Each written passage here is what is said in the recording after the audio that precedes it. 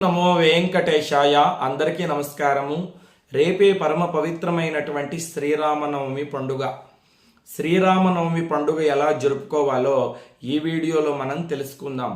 శ్రీరామనవమి పండుగ రోజు ఏ స్తోత్రాలను చదవాలి, శ్రీరామచంద్రమూర్తిని ఏ విధంగా పూజించాలి, శ్రీరామనవమి పండుగ రోజు ఏ రంగు వస్త్రాలని ధరించాలి, రాముల వారికి ఏ నైవేద్యాల్ని సమర్పించాలి, ఎటువంటి పూలతో స్వామివారి ఆరాధన చేయాలి, ఏ పనులు చేయాలి, ఏ పనులు చేయకూడదు అనేటువంటి అన్ని విషయాల్ని కూడా ఈ వీడియోలో స్పష్టంగా క్లుప్తంగా తెలుసుకుందాం. శ్రీరామనవమి పండుగ రోజు ప్రతి ఒక్కరూ కూడా ప్రాతకాలంలోనే నిద్ర లేవాలి. అంటే సూర్యోదయానికంటే ముందే నిద్ర లేచి కాలకృత్యాలు తీర్చుకొని ఇల్లు వాకిలి శుభ్రం చేసుకొని చక్కగా స్నానం చేయాలి. స్నానం చేసేటువంటి నీళ్ళలో కాస్త గోమూత్రాన్ని కలుపుకొని స్నానం చేస్తే చాలా మంచిది. ముఖ్యంగా ఒక ఎర్రని పువ్వు, మందారం పువ్వు కావచ్చు, ఎర్రని గులాబీ పువ్వు కావచ్చు, స్నానం చేసేటువంటి నీళ్లలో వేసుకొని దానితో పాటు ఒక తులసి దళాన్ని కూడా నీళ్లలో వేసుకొని తల స్నానం చేసినట్లయితే అది పవిత్ర స్నానం అవుతుంది. స్నానం చేసిన తర్వాత బాగా ఉతికి ఆరవేసినటువంటి వస్త్రాల్ని ధరించాలి. ఏ రంగు వస్త్రాలని ధరించాలి అంటే ఎరుపు రంగు వస్త్రాలని ధరించాలి. శ్రీరాముడి యొక్క కులదైవము సూర్యనారాయణమూర్తి అన్నమాట. వాళ్ళు సూర్యవంశస్థులు. ప్రతినిత్యము కూడా శ్రీరామచంద్రుడు నిద్ర లేచిన తక్షణమే సూర్య నమస్కారం చేసేటువంటి వాడు. అరణ్యవాసంలో కూడా శ్రీరాముడు ప్రతినిత్యము సూర్యునికి అర్ఘ్యం సమర్పించేవాడండి. అగస్త్య మహాముని ఆదిత్య హృదయాన్ని బోధిస్తే శ్రీరాముడు సూర్యోపాసన చేశాడు కదా. కాబట్టి సూర్యుడికి ఇష్టమైనటువంటి రంగు ఎరుపు రంగు. ఎర్ర రంగు వస్త్రాలని ధరిస్తే చాలా మంచిది. స్త్రీలు పురుషులు ఎరుపు రంగు వస్త్రాలని ధరించండి. మగవాళ్ళైతే ఎర్రని పంచ ఎర్రని కండువ ధరించవచ్చు. స్త్రీలైతే ఎరుపు రంగు చీరను ధరించవచ్చు. ఎర్రని వస్త్రాలు మా దగ్గర లేదు అనేటువంటి వాళ్ళు తెల్ల రంగు వస్త్రాలనైనా కూడా ధరించవచ్చు. తెల్లని పంచ తెల్లని కండువ.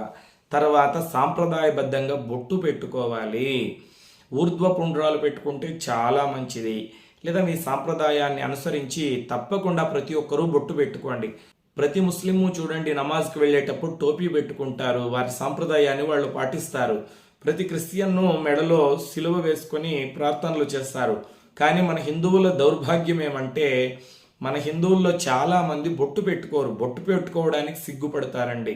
వీళ్ళు ముస్లిమ్సా లేకపోతే క్రిస్టియన్సా హిందువులా అని గుర్తుపట్టడానికి కుదరదు.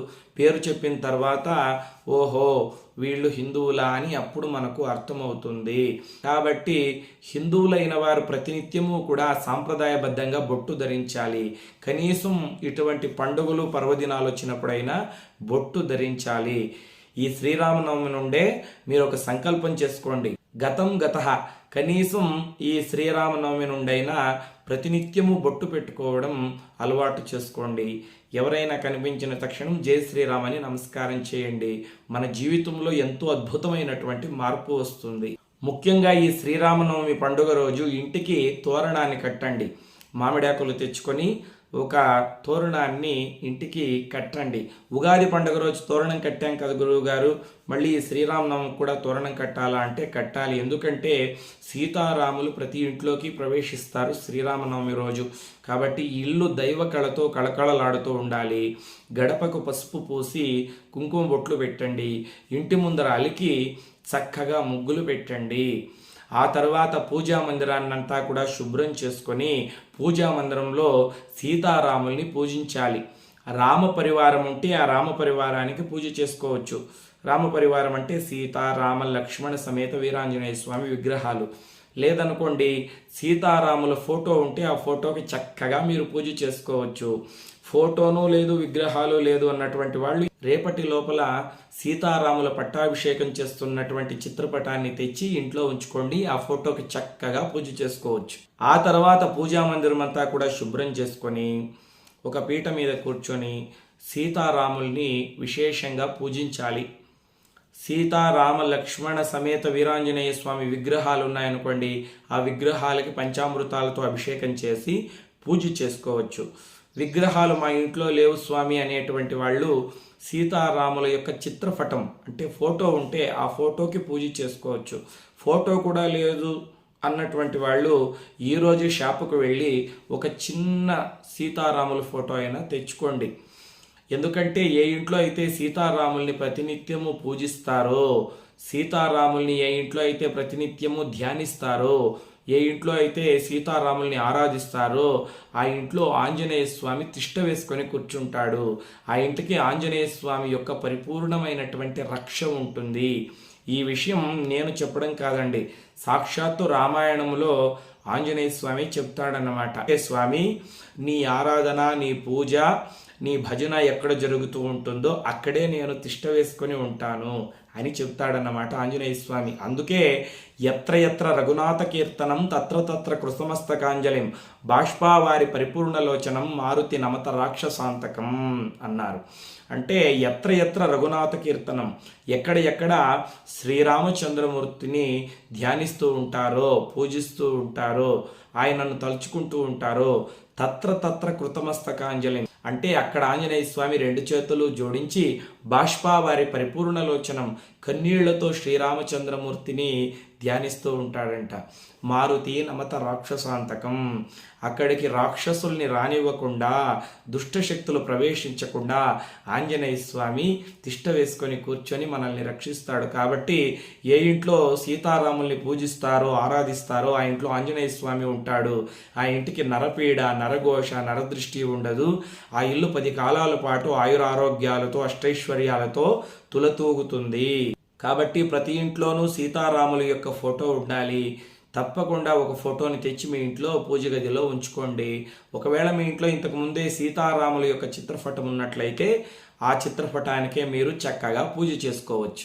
ముఖ్యంగా శ్రీరామనవమి పండుగ రోజు స్వామివారి పూజ ఎలా చేయాలంటే, ముందుగా మహాగణపతిని లేదా విశ్వక్సేనుల వారిని ఆరాధించండి.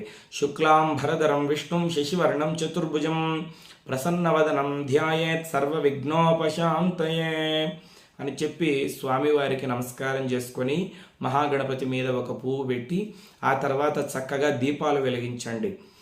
దీపంలో ఆవు నెయ్యి కావచ్చు లేదా నువ్వుల నూనె కావచ్చు వేసుకొని 3 ఒత్తుల్ని ఆ దీపంలో వేసి చక్కగా దీపాలు వెలిగించి దీపానికి గంధ కుంకుమ అక్షతల్ని సమర్పించండి. ఆ తర్వాత సీతారాముల చిత్రపటానికి కూడా గంధము కుంకుమ సమర్పించి ఎర్రని పువ్వులతో పూజించాలి.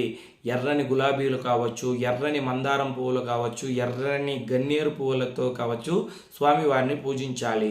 ముఖ్యంగా తులసి దళాలని ఒక మాలగా కట్టి ఆ తులసి మాలను స్వామివారికి సమర్పిస్తే చాలా మంచిది. లేదంటే కాస్త తులసిని తెచ్చుకొని ఆ తులసి దళాలతో శ్రీరామచంద్రమూర్తిని పూజించినట్లయితే ఆయన పరిపూర్ణమైన అనుగ్రహం మనకు కలుగుతుంది. అదేవిధంగా నైవేద్యం ఏమి సమర్పించాలంటే పానకము, వడపప్పు, పరమాన్నము, దధ్యోజనము. పానకం ఎలా చేయాలో మీకు తెలుసు కదా. చక్కగా నీళ్లలోకి బెల్లం వేసి ఆ బెల్లం కరిగే వరకు ఉండి ఆ తర్వాత యాలకులు పొడి కొట్టుకొని ఆ నీళ్లలో కలిపి ఒక తులసి దళాన్ని వేసి స్వామివారికి నివేదన చేయాలి. వడపప్పులో కూడా ఒక తులసి దళాన్ని వేసి స్వామివారికి నివేదన చేయాలి. పరమాన్నం, తీపి అన్నాన్ని కూడా మీకు చేయడం ఇంతకుముందే నేను వీడియోలో నేర్పించి ఉన్నాను. ఆ తర్వాత దధ్యోజనాన్ని కూడా స్వామివారికి సమర్పించాలి. ఈ నైవేద్యాలని స్వామికి సమర్పించి ఆ తర్వాత కుటుంబ సభ్యులందరూ పంచుకొని స్వామి ప్రసాదంగా స్వీకరించాలి. ముఖ్యంగా ధూపదీప నైవేద్యాలతో స్వామివారిని ఆరాధించాలి. 2 అగరబత్తీలు వెలిగించుకొని చక్కగా పూజ చేయండి.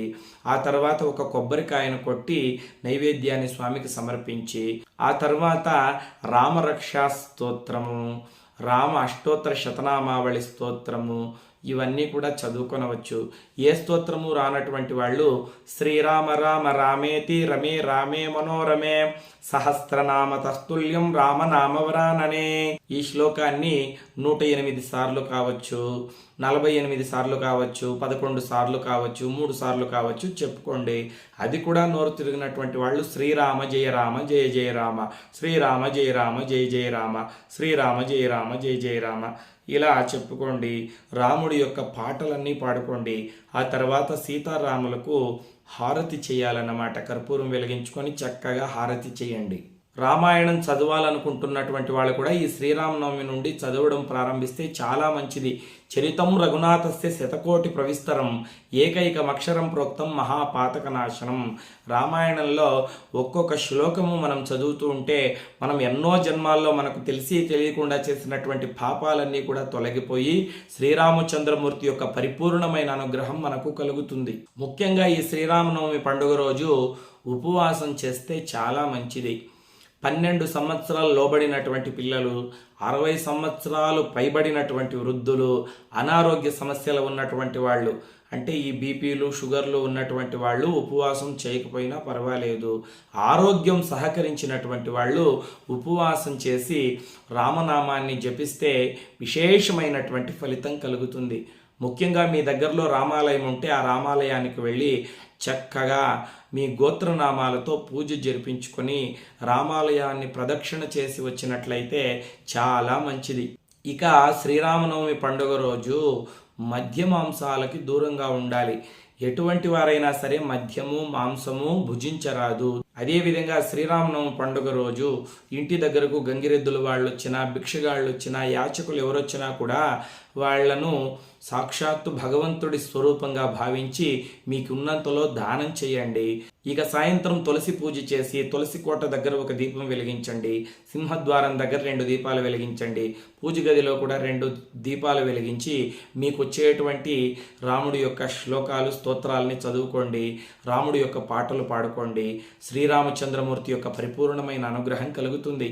మన ఛానల్ సభ్యులందరికీ కూడా సీతారామ లక్ష్మణ సమేత వీరాంజనేయ స్వామి పరిపూర్ణమైన అనుగ్రహం కలిగి అష్టైశ్వర్యాలతో ఆయురారోగ్యాలతో సంతోషంగా ఉండాలని ఆ స్వామిని మనస్ఫూర్తిగా కోరుకుంటూ మీ అందరికీ శ్రీరామనవమి శుభాకాంక్షలు తెలియజేసుకుంటూ లోకా సమస్తా సుఖినో భవంతు. జై శ్రీరామ్. స్వస్తి.